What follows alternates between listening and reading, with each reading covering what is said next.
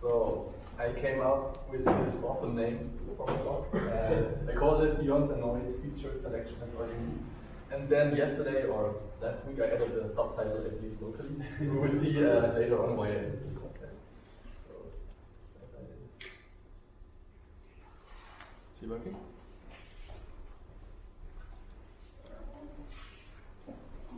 Maybe you can just... Yeah, that's for you. So this is my small agenda. I will start by giving a small intro to myself, so yeah, you know who you're listening to. Then I will briefly talk about my data science journey. This is important so that you understand why I use this type of feature selection method. Then I will show you the method I use, which I call shadow null importance. I'm not sure if that's the right name for it, but that's what I call it. Then I will show some diagnostic scores that I use with my method and my models, and I will end by showing some possible improvements that I haven't tried yet, but yeah, worth trying out, I guess. Thanks. So that's me. I'm Daniel. A machine learning engineer, and I really like competing in ML competitions. So I've been doing Kaggle for like forever. So I started back in 2016 or 15, I guess. I also signed up for Numerai in 2016, but yeah, just did some basic submissions and ditched the tournament for at that time. So I started participating more seriously, I guess, 3 years ago. So around that time. Yeah, I mostly go by the name Denzel, so if you want to connect, just send a request.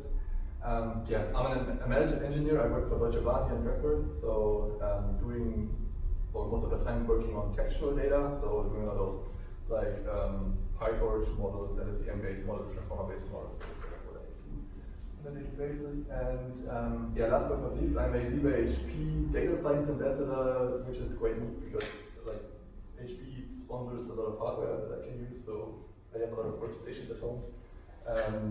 That's why I can use the full midnight data set, running crazy neural nets and stuff. Yeah. What is that? See, I didn't. It's like their computation. This is workstations from. This is a line of the workstations from HP. That are more high-end. Beefed up, GPUs all the time, used for the CAD and also machine learning. Yeah. So they get free hardware. Yeah. Yeah. So I'm what you call GPU rich. But these are nice machines, really. How do you get them for free? I don't know, they discovered my stuff on Kaggle, they wrote me an email, asked if I want to be an ambassador, I said yes, and...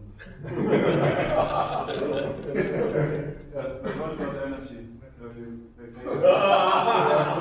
it's not for free. I need no heating in my house, so in the summertime it's just me and the workstation in underwear. And yeah, energy is crazy, so yeah. Yeah, but in winter time it's not wasted, it's just heating the house. Yeah, it is. You save on the heating. Yeah, it's just another way of generating heat. Like the heat pumps are more efficient, but if you're just still burning gas or electricity, then this is equal. Yeah, thanks. So my data science journey. So as I've already mentioned, I started on Kaggle back in 2015. So this was during my computer science studies. And there was this one competition that I discovered in the early days. It was called Portal Seguro's Safe Driver Prediction. I'm not sure if some of you know this one. It was a tabular data set, a classification problem, and there was this one guy called Michael Yara, I think he's from Austria, and he like posted his winning solution, and he like crushed the leaderboard with his approach. And he used representation learning and denoising autoencoders to like do the feature engineering in an automated way, and then he trained a second level model on top of the learned representations, and he was like, yeah, crushing it. And I saw his write-up and I really liked it. Unfortunately, he didn't share any code, and he did it in C++, which was quite sad.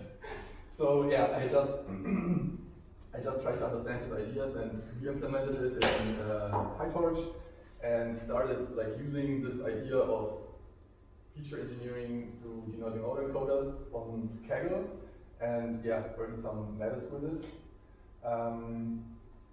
Yeah, and I even won one of those playground competitions, which unfortunately give no ranking points, but there were like 2,000 participants, and I placed rank 1 with it, which was quite nice. And yeah, in the end, I've never made it to like the master or grandmaster tier, but I like missed the gold medals by a few ranks a few times. And in the end, I didn't like the grind of like competing in all those competitions. I visit Kaggle every once in a while just to like read the summaries of the competitions, and that's it. And yeah, around 3 years ago, I started using like this idea of denoising autoencoders and representation learning on Numerai, and up until now it worked quite well. So for the last 2 seasons, I placed an expert rank, finished last season on place 29 on the TC leaderboard. Yeah, so the stuff used to work. Yeah, could you go to the next slide? Yeah, long story short, why I use this type of feature selections, those denoising autoencoders that use representation learning, they need some sort of special feature input. So they really like clean data. So they don't like engineered features because they like to do those feature interactions inside. They like to discover them on their own. So you should put in like the essence of the data set and drop all the engineered features. And they don't like noise because you add the noise during the training phase. So that doesn't sound like a good match. yeah. So this one is super. So it works with engineered features, but yeah, this one is hard because yeah, you don't know what's inside the data, but it still works. So the thing I do is I try to remove the noisy part of the data set through feature selection. Yes. Next slide, please. So the method I came up with, or that I discovered it on Kaggle at some point and like adjusted it for Numerai. As I've already mentioned, it's called null feature or shadow importance, and it's similar to Boluda. So you use some tree-based methods that you train your models on, and then you use the feature importance to get some or to make some sense of the features impact. So, but it's quite different to the Boluda algorithm because it's not relying on random forests. I think Boluda relies on random forests. This one is using tree boosters like XGBoost or LightGBM. And it's also treating like the permutation part in a different way. So in Boluda, I think you like add shuffle feature parts to the original data set, and here you would just shuffle the target and retrain your model. So basically, it's a lot of training runs. So there's the runs on the clean target part and the runs on the shuffle target part. And you would just train your booster, calculate feature importance, use the gain score. You would drop, you would dump your result sets, and then you just change the scene and read. I do this for, let's say, 100 runs, and yeah, could you so yeah, when it comes to hyperparameters, I always go for 2,000 iterations, a fairly default learning rate, not so deep trees, and a pretty high call sample. So this one is quite important because you have to make sure that your trees see enough of the features and that they don't stop learning right away. So you want as much information in each training run about the features as you can get. So next slide. So what you end up with is you get 2 distributions. You get one distribution for the actual runs. This is the gain scores from the training runs with the original target. And you get the importance scores for the shuffle target runs. And yeah, this would be a good feature because there's a clear separation between the shuffled nonsense model and the unshuffled model. Can you try one? It's one of the flex. And this would be a super bad feature because like the actual model is even worse than the shadow one, so there isn't much information inside this feature. So I would drop this one, and I would keep the other one. And you might have gotten the idea already. So what I do is I try to like put this inside a metric. And what I do is I would simply take the median of the actual distribution and 0.75 quantile of the shadow one. That's what I usually do. And then I would just calculate the ratio that tells me how big this difference between those two distributions is. Sometimes I take the log just to get some negative ones when the ratio is below 1. So that's basically the whole idea behind it. So you can play around with hyperparameters, algorithms that you use. So you could go for extra trees, random forests, or Ligenium, or XGBoost, whatever. Feed in different sizes of the data set. So there's a lot of stuff you could adjust. In the end, your whole, I made a small animation of the midnight data set and all the features ranked by its calculated gain score. And as you see, there's a lot of, so they are getting worse. Yeah.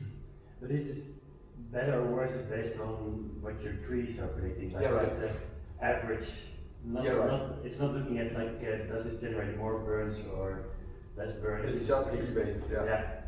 So if you would have a different measure of what is a good feature or not, some of the things that look bad now might be very good in like flattening out maybe burns. Yeah.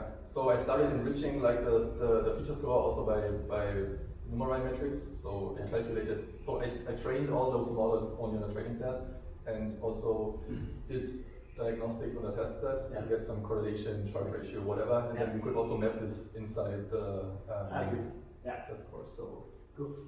So how you compare with, for example, the Sheltered X compact? Yeah, I did this. So I used my method and I shrink down Sheltered X's feature set to 150 features. So I dropped the noise and it's even better on diagnostic score. So And Numerai keeps adding features. yeah, that's why my autoencoders, they work better on the older data sets. So on the, I think the first large one, the version 4, this was the best one for this type of algorithm. So during the 4.1 era, during the 4.1 era, we are in 4.3 now, right? Yeah. I was using Barlow's twins, which is another representation learning technique. It used to work very well. And I don't remember why I gave up on it, but it actually did. So you just dropped it all?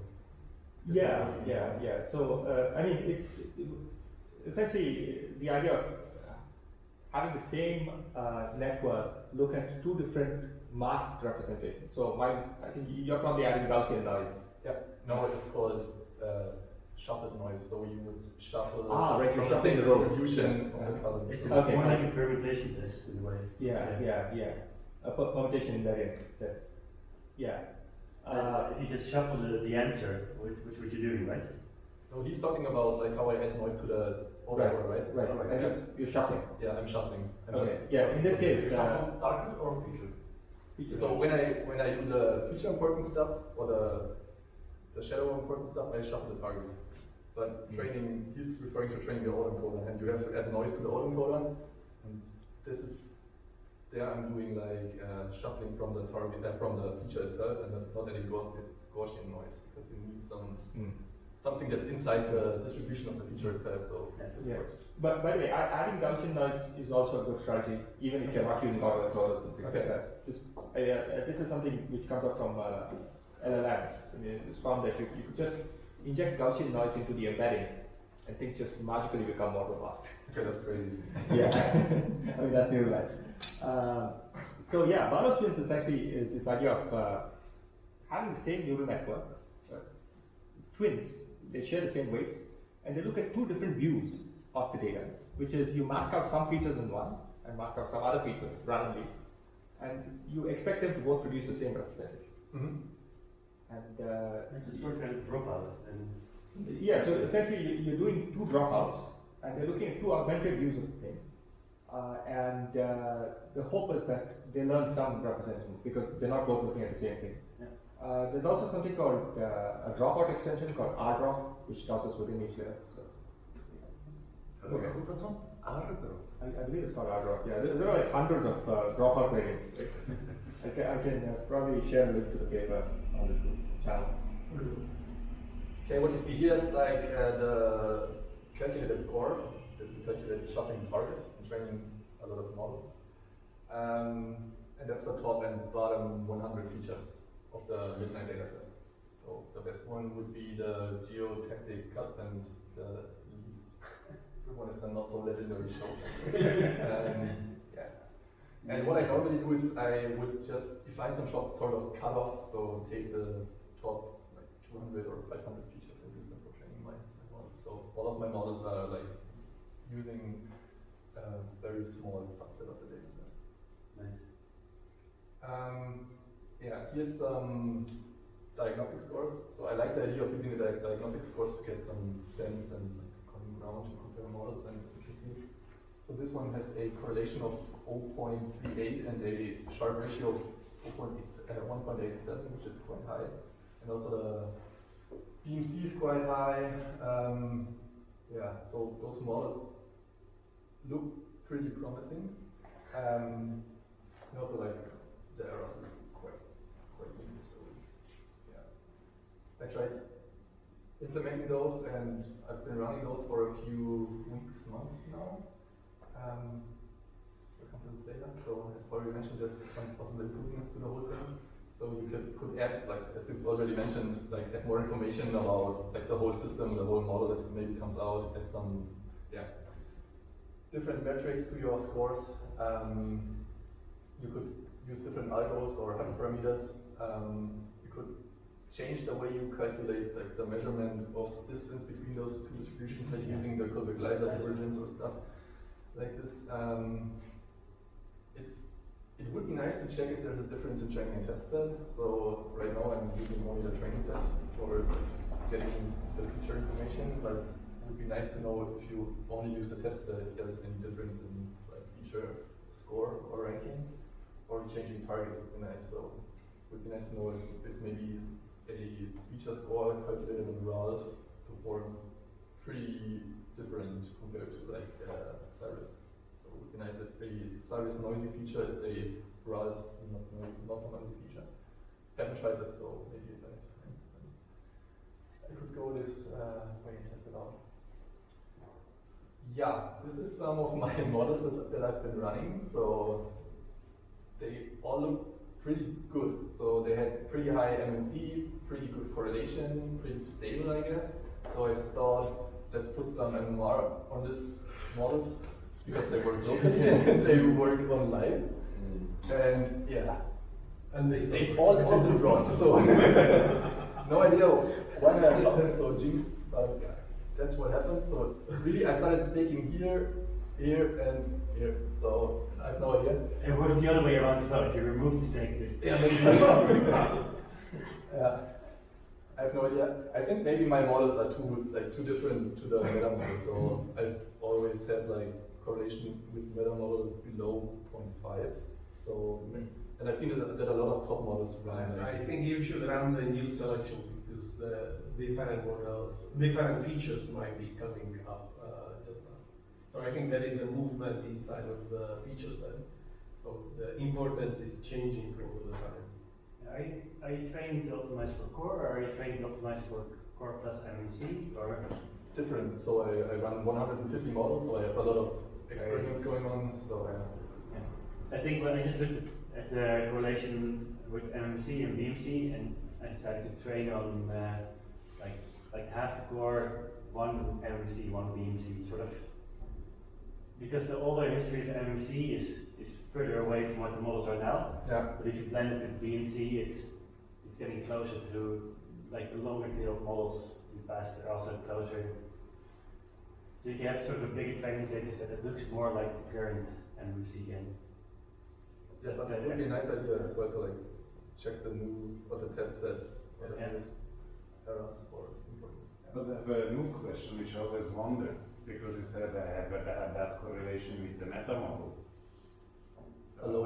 But that's logic to me. Like if you want to be original, that's what Numerai always says. So this So is if you correlate with the meta model, you're doing what everything else is doing, no? I think being too different is bad. So you have to be like a little bit different. Or rather, being too different is correlated with being bad. Highly correlated. So this stuff worked really well on TC, so I had really good TC on those models. So the aim is not to have one correlation with the meta model, right? It's a bit tricky. I haven't figured it out fully, but it seems to be slightly better than the rest. Is far better than being like completely constant over time and reaching the same average. So a lot of good models have a correlation with meta model of 80% or upwards. So that's crazy. So training the example models Yeah. gives you a correlation with the meta model of around 80%. So Yeah. they are, I don't know. So it is to aim for, even if it's not really logic. I'm stubborn, so I'm 20% or something. So, I like there's this Bernard Shaw line, which is, reasonable people adapt themselves to the ways of the world, which is to train trees, and unreasonable people try to adapt the world to themselves. We are unreasonable people. Yeah. But it keeps it fun as well. Yeah, exactly. Yeah. Maybe piggybacking works, so just taking some example script and putting your model with a small weight on top of it. So. Yeah, or you could try to predict the residuals from the example prediction. This is limited to what you could do. I tried it. This is something Didn't everybody's work for trying me. at some point. Yeah, that worked, but I'm still trying to do that now. Just trying to improve on, the other model that tries to fix the residuals of the meta model. So that's easy. Nice, thanks. Thanks.